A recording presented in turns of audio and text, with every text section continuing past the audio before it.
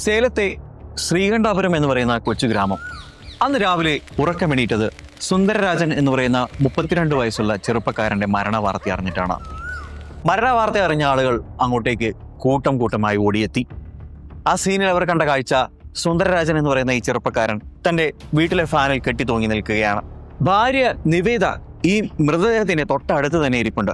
അയ്യോ, എന്റെ ഭർത്താവിന് വയറുവേദന സഹിക്കാൻ കഴിയാത്ത കാരണമാണ് ഇങ്ങനെ ആത്മഹത്യ ചെയ്തത് എന്ന് പറഞ്ഞുകൊണ്ട് ഈ ചെറുപ്പക്കാരി പൊട്ടിക്കരയുകയാണ്. മകന്റെ മൃതദേഹത്തിനടുത്ത് മാതാപിതാക്കളും കരഞ്ഞുകൊണ്ട് നിൽപ്പുണ്ട്. ഒറ്റനോട്ടത്തിൽ നോക്കുന്ന സമയത്ത് ഈ കേസ് വളരെ സിമ്പിളാണ്. ഒരുപാട് കാലം വയറുവേദന കൊണ്ട് ബുദ്ധിമുട്ടിയിരുന്ന ഒരു ചെറുപ്പക്കാരൻ. ഒത്തിരി നാളത്തെ ചികിത്സ കൊണ്ടും അയാൾക്ക് അയാളുടെ അസുഖത്തിന് യാതൊരു കുറവും ഉണ്ടാവുന്നില്ല. ആ സാഹചര്യത്തിൽ ജീവിതം മടുത്തുകൊണ്ട് അയാൾ ജീവൻ എന്നേക്കുമായി ഉപേക്ഷിക്കാൻ തീരുമാനിക്കുന്നു. അത്തരത്തിൽ ഒരു ചെറുപ്പക്കാരൻ ആത്മഹത്യ ചെയ്തിരിക്കുന്നു.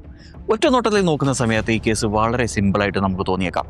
എന്നാൽ ഇതിൽ ഒളിഞ്ഞിരിക്കുന്ന ഒരുപാട് നിഗൂഢതകളുണ്ട്. പോലീസിനും നാട്ടുകാർക്കും ഇത് സിമ്പിളായി തോന്നിയേക്കാവുന്ന കാര്യങ്ങളാണ് ഞാൻ മേൽ പറഞ്ഞിട്ടുള്ളത്. എന്നാൽ പോസ്റ്റ്മോർട്ടം റിപ്പോർട്ട് വന്ന മാത്രയിൽ കേസ് ഉടനടി മാറുകയാണ്. ഈ കേസിന്റെ ഇരുണ്ട അറകളിലേക്ക് നമുക്കൊരു യാത്ര ചെയ്യാം. Welcome to crime story Malayalam.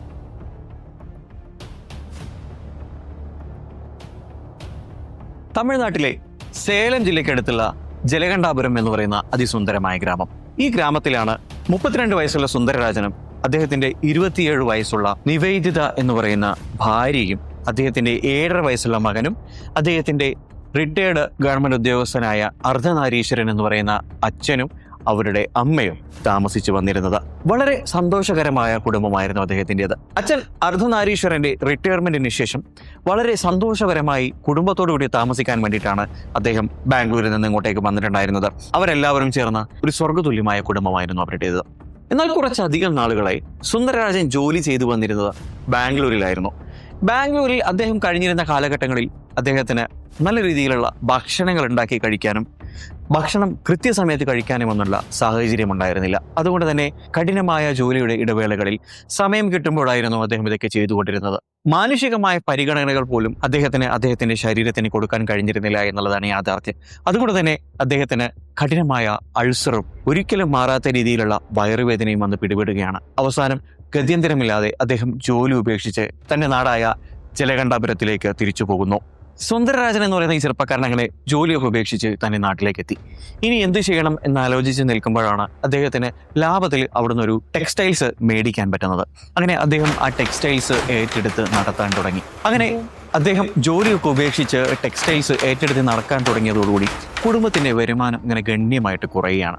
കുടുംബത്തിന്റെ വരുമാനം കുറഞ്ഞതോടുകൂടി ഭാര്യയും മറ്റുള്ള കുടുംബാംഗങ്ങളൊക്കെ പ്രതിസന്ധിയിലാവുകയാണ്. കാരണം അച്ഛന്റെ റിട്ടയർമെന്റിന് ശേഷം അദ്ദേഹത്തിന് കിട്ടുന്ന തുച്ഛമായ പെൻഷനും അതുപോലെ തന്നെ ഇദ്ദേഹത്തിന് ടെക്സ്റ്റൈൽസിൽ നിന്ന് കിട്ടുന്ന മറ്റുള്ള ലാഭവും ഇതൊക്കെ കൊണ്ടാണ് ആ കുടുംബം സന്തോഷകരമായിട്ട് ജീവിച്ചു വന്നിരുന്നത്. എന്നാൽ ഇപ്പോഴത്തെ അവസ്ഥ എന്ന് പറഞ്ഞാൽ ഇദ്ദേഹത്തിന് വയറുവേദന കാരണം ഇവർക്ക് കണ്ടിന്യൂസ് ട്രീറ്റ്മെന്റ് എടുക്കേണ്ടി വരുന്നുണ്ട്. അതുകൊണ്ട് അതിന് തന്നെ ഒരുപാട് പൈസയാവുന്നു. മാത്രമല്ല ഈ അച്ഛന്റെ പെൻഷൻ തുക വെച്ച് മാത്രം ഇനി കാര്യങ്ങൾ മുൻപോട്ട് കൊണ്ടുപോകാൻ കഴിയില്ല എന്ന സാഹചര്യത്തിൽ ഇപ്പോൾ വളരെ ബുദ്ധിമുട്ടിയാണ് ഈ കുടുംബം കഴിഞ്ഞുകൊണ്ടിരിക്കുന്നത്. അതുകൊണ്ട് തന്നെ അദ്ദേഹത്തിന്റെ ഭാര്യ അദ്ദേഹത്തോട് പറയുകയാണ്, നിങ്ങളിങ്ങനെ കഷ്ടപ്പെടേണ്ടതില്ല. ഈ വയറുവേദനയെ വെച്ചുകൊണ്ട് നിങ്ങൾക്ക് എത്ര ജോലി ചെയ്യാൻ കഴിയും? അതുകൊണ്ട് ഞാൻ എന്തെങ്കിലും ഒരു ജോലി കണ്ടുപിടിച്ച് അതിന് പോകട്ടെ. ഞാൻ ഓൾറെഡി TTC ഒക്കെ പഠിച്ചതാണല്ലോ, അതുകൊണ്ട് എനിക്ക് ജോലി കിട്ടാനും എളുപ്പമായിരിക്കും. അങ്ങനെ ഇവർ രണ്ടുപേരും ചേർന്ന് ഇദ്ദേഹത്തിന്റെ ഭാര്യയ്ക്ക് വേണ്ടി ജോലി അന്വേഷിച്ചുകൊണ്ടിരിക്കുകയാണ്. ഇങ്ങനെ ജോലി അന്വേഷിച്ചുകൊണ്ടിരിക്കുന്ന സമയത്താണ് ഇദ്ദേഹത്തിന്റെ ചെറുപ്പകാല സുഹൃത്തായിട്ടുള്ള ദിവ്യ എന്ന് പറയുന്ന ഒരു സുഹൃത്തിനെ പറ്റി അദ്ദേഹത്തിന് ഓർമ്മ വരുന്നത്. അങ്ങനെ അദ്ദേഹം ദിവ്യനെ വിളിക്കുകയാണ്. എൻ്റെ ഭാര്യ ഇതുപോലെ ക്വാളിഫൈഡ് ആയിട്ടുള്ള ഒരു ടീച്ചറായിരുന്നു. കല്യാണം കഴിഞ്ഞതിൽ പിന്നെ പുള്ളിക്കാരിക്ക് ജോലിക്കൊന്നും പോകാൻ പറ്റിയിട്ടുണ്ടായിരുന്നില്ല. അതുകൊണ്ട് എൻ്റെ ഭാര്യയ്ക്ക് പറ്റുന്ന എന്തെങ്കിലും ഒരു ജോലി നിനക്ക് അറേഞ്ച് ചെയ്ത് കൊടുക്കാൻ പറ്റുമോ? ഞാനാണെങ്കിൽ ഇപ്പോൾ സാമ്പത്തികമായി ചെറിയ ബുദ്ധിമുട്ടിലാണ്, അതുകൊണ്ടാണ് ഭാര്യ ജോലിക്ക് പോകാമെന്ന് പറയുന്നത് തന്നെ. തീർച്ചയായും നിനക്കെന്നെ സഹായിക്കാൻ കഴിയുകയാണെങ്കിൽ അതൊരു വലിയ കാര്യമായിരിക്കും എന്ന് അദ്ദേഹം ഈ പെൺകുട്ടിയോട് പറയുകയാണ്. ഈ പെൺകുട്ടി ഉടനെ തന്നെ ഈ പെൺകുട്ടി ജോലി ചെയ്തു വന്നിരുന്ന ഒരു സ്കൂൾ ഉണ്ടായിരുന്നു. ആ സ്കൂളിലെ അധികൃതരോട് സംസാരിച്ച് ഈ പെൺകുട്ടിക്ക് ഇദ്ദേഹത്തിന്റെ ഭാര്യയ്ക്ക് അവിടെ ഒരു ജോലി ശരിയാക്കി കൊടുക്കുകയാണ്. അങ്ങനെ ഇദ്ദേഹത്തിന്റെ ബാല്യകാല സുഹൃത്തിന്റെ സഹായത്തോടു കൂടി ഈ പെൺകുട്ടിക്ക് ഒരു ജോലി കിട്ടുകയാണ്. ഈ പെൺകുട്ടി ജോലിയിൽ മുഴുകി ആ കുടുംബത്തിലെ സാമ്പത്തിക പ്രശ്നങ്ങളൊക്കെ പരിഹരിക്കാം എന്നുള്ള രീതിയിൽ ഒരു അണ്ടർസ്റ്റാൻഡിങ്ങിൽ ഇങ്ങനെ ആ കുടുംബം മുമ്പോട്ട് പോയിക്കൊണ്ടിരിക്കുകയാണ്.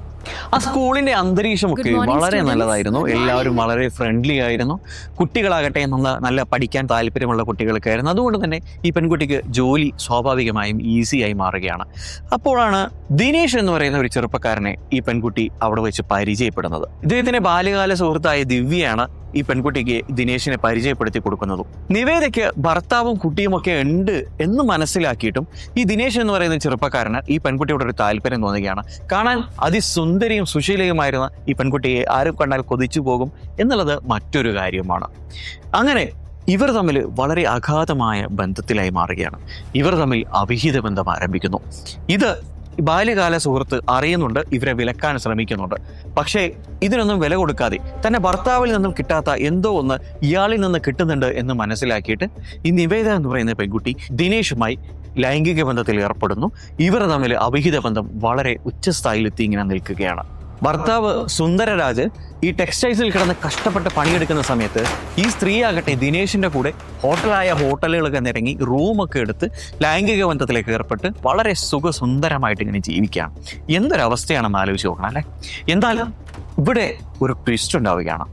ഇദ്ദേഹത്തിന്റെ ചില കൂട്ടുകാർ ദിനേശിന് തന്റെ ഭാര്യയുമായി ഇത്തരത്തിലൊരു ബന്ധമുണ്ട് എന്നുള്ള കാര്യം സുന്ദരരാജനെ വളരെ സൂക്ഷ്മമായി അറിയിക്കുകയാണ്. നിന്റെ ഭാര്യയെ ഞങ്ങളിങ്ങനെ ഇവിടെയൊക്കെ വെച്ച് കണ്ടിട്ടുണ്ട്, ഇത് വളരെ മോശമാണ്. നല്ല ഉദ്ദേശത്തോടെയാണോ അല്ലയോ എന്നുള്ളതല്ല, നിന്റെ ഭാര്യ മറ്റൊരാളുടെ കൂടെ പോകുന്നത് വളരെ മോശം കാര്യമാണ്.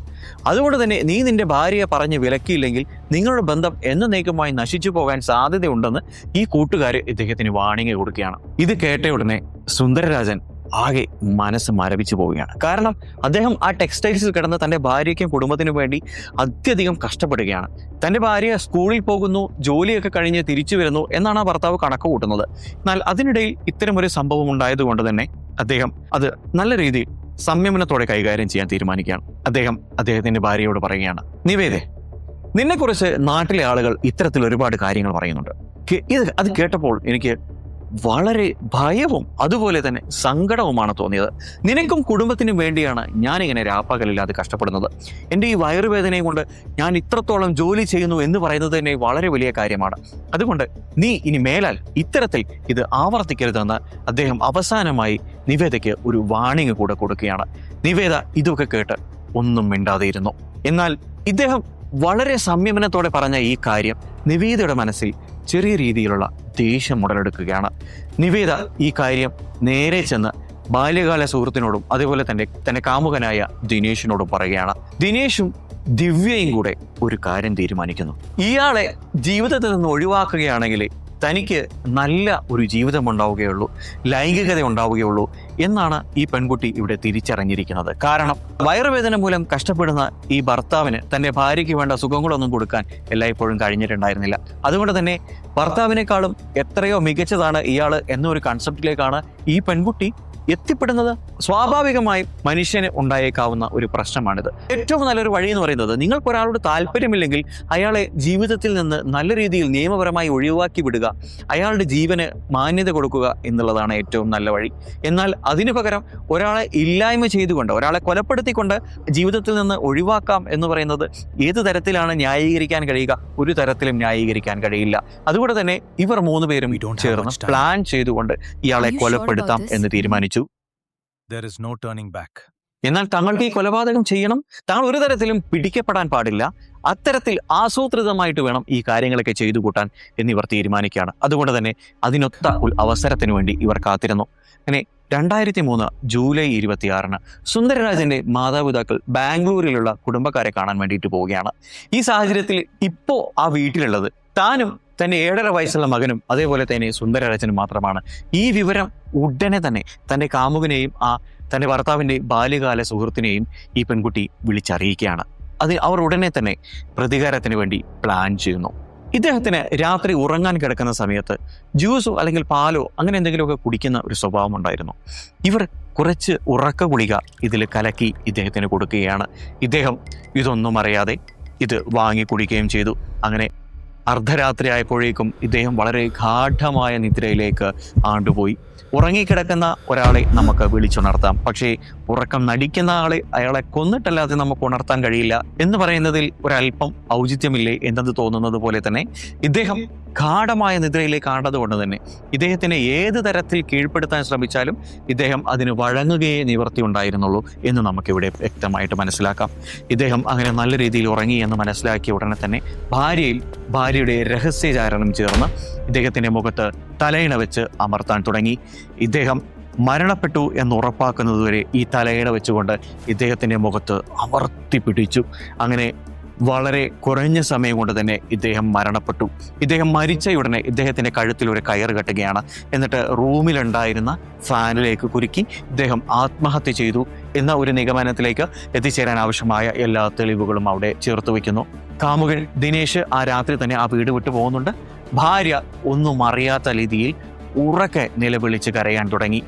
തൻ്റെ ഭർത്താവിന് കടുത്ത വയറുവേദനയാണ് ഇതിനൊക്കെ കാരണം എന്ന് പറഞ്ഞുകൊണ്ടായിരുന്നു ഇവരിങ്ങനെയൊക്കെ ചെയ്തു കൂട്ടിയത്. ഇത് ഒരു സാധാരണ മരണമായിട്ട് അപ്പോഴും ആളുകൾ കണക്ക് കൂട്ടുകയാണ്. പോസ്റ്റ്മോർട്ടം റിപ്പോർട്ട് വരുന്നത് വരെ. പോസ്റ്റ്മോർട്ടം റിപ്പോർട്ട് വന്ന മാത്രയിൽ തന്നെ പോലീസിന് കാര്യം മനസ്സിലായി. കാരണം ഇദ്ദേഹത്തിൻ്റെ വയറ്റിൽ നിന്നും ഉറക്ക ഗുളികയുടെ അംശങ്ങൾ കിട്ടുകയാണ്. മാത്രമല്ല ഇദ്ദേഹത്തിൻ്റെ കഴുത്തിലെ ഞരമ്പുകൾ പൊട്ടിയിട്ടുണ്ടായിരുന്നില്ല.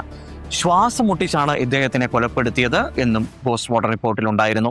സാധാരണഗതിയിൽ തൂങ്ങി മരിക്കുന്ന ആളുകളുടെ കഴുത്തിലെ ഞരമ്പുകൾ പൊട്ടാറുണ്ട്. അതുകൊണ്ട് ഇത്തരത്തിലുള്ള പൊട്ടന്മാരെ പിടിക്കാൻ പോലീസിന് എളുപ്പം കഴിഞ്ഞു എന്ന് വേണമെങ്കിൽ നമുക്ക് പറയാം. അങ്ങനെ ഭാര്യയുടെ പെർഫോമൻസിൽ പന്തികേട് തോന്നിയിട്ടുള്ള പോലീസ് ഇവരുടെ ഫോൺ പരിശോധിക്കാൻ തീരുമാനിച്ചു. അങ്ങനെ ഇവരുടെ ഫോൺ പരിശോധിച്ച സമയത്ത് പോലീസിന് ആവശ്യമായ രേഖകൾ കിട്ടി. ഈ പെൺകുട്ടി 300 മണിക്കൂറിലധികം കാമുകനും അതേപോലെ തന്നെ ഭർത്താവിൻ്റെ ആ ബാല്യകാല സുഹൃത്ത് ദിവ്യയുമായിട്ട് സംസാരിച്ചിട്ടുണ്ട്. കഴിഞ്ഞ ആഴ്ചയിൽ ഏകദേശം 7 ദിവസം കൊണ്ടാണ് ഇതൊക്കെ സംഭവിച്ചത് എന്ന് മനസ്സിലാക്കുക. അങ്ങനെ പോലീസ് ഇവരെ ചോദ്യം ചെയ്തു. പോലീസ് ചോദ്യം ചെയ്ത സമയത്ത് ഈ പ്രതികൾ ആദ്യമൊക്കെ ഇതിനെ എതിർത്ത് നിൽക്കാൻ ശ്രമിച്ചെങ്കിലും മതിയായ തെളിവുകൾ നിരത്തി പോലീസ് ചോദ്യം ചെയ്ത സമയത്ത് ഇവർക്ക് കുറ്റം സമ്മതിക്കുകയേ നിവർത്തിയുണ്ടായിരുന്നുള്ളൂ. സുന്ദരരാജനെ പോലുള്ള ചെറുപ്പക്കാരെ ഇന്നത്തെ കാലത്ത് കണ്ടുകിട്ടാൻ വളരെ പ്രയാസമാണ്. തൊട്ടതിനും പിടിച്ചതിനുമെല്ലാം കുറ്റം പറയുന്ന, ഭാര്യയെ ഉപദ്രവിക്കുന്ന, കല്യാണം കഴിക്കുന്ന സമയത്ത് ഡിമാൻഡുകൾ പറയുന്ന ഭർത്താക്കന്മാരെയാണ്, അല്ലെങ്കിൽ അത്തരത്തിലുള്ള ഭാര്യമാരെയാണ് ഇന്ന് സമൂഹത്തിൽ ഏറ്റവും കൂടുതൽ കാണാൻ കിട്ടുന്നത്. എന്നാൽ തൻ്റെ ഭാര്യ തെറ്റ് ചെയ്തെന്ന് മനസ്സിലാക്കി തെറ്റ് തിരുത്തി തിരിച്ചു വരാനുള്ള അവസരം ഇത്ര സൗമ്യമായി പറയുന്ന ഒരു ചെറുപ്പക്കാരനെ ഞാൻ എൻ്റെ ജീവിതത്തിൽ ഇതിനു മുന്നേ കണ്ടിട്ടില്ല. നിങ്ങളും ഒരുപക്ഷെ കാണാനുള്ള സാഹചര്യം വളരെ കുറവാണ്. താൻ ചെയ്യുന്ന ജോലിയുടെ പവിത്രത പോലും മനസ്സിലാക്കാതെ ഇത്തരത്തിലൊരു ക്രൂരകൃത്യത്തിൽ ഏർപ്പെട്ട ഈ സ്ത്രീയും അവരുടെ സഹായികളും ഇന്ന് ജയിലിൽ കിടന്ന് അഴിയണ്ണിക്കൊണ്ടിരിക്കുകയാണ്. നമ്മൾ ഇതിൽ നിന്ന് മനസ്സിലാക്കേണ്ട പാഠം, നിങ്ങൾ എത്ര വലിയ തെറ്റ് ചെയ്താലും ഏതൊക്കെ തരത്തിൽ അത് മൂടിവെക്കാൻ ശ്രമിച്ചാലും ഇന്നല്ലെങ്കിൽ നാളെ എല്ലാ തെളിവുകളോടും കൂടി പിടിക്കപ്പെടുമെന്ന് മനസ്സിലാക്കുക. തെറ്റ് ചെയ്യുന്നതിന് മുൻപ് 1000 അല്ല 10,000 തവണ ചിന്തിക്കുക. നല്ല രീതിയിൽ ഒരാളെ ജീവിതത്തിൽ നിന്ന് പറഞ്ഞു വിടുന്നതും അതല്ലെങ്കിൽ അവരെ എന്നേക്കുമായി ഒഴിവാക്കണം എന്ന രീതിയിൽ പറഞ്ഞു വിടുന്നതും രണ്ടും രണ്ടാണെന്ന് മനസ്സിലാക്കുക. നിയമം നിയമത്തിൻ്റെ വഴിക്ക് തന്നെ പോട്ടെ. നാളെ മറ്റൊരു വീഡിയോയുമായി കാണാം. അതുവരേക്കും ഗുഡ് ബൈ.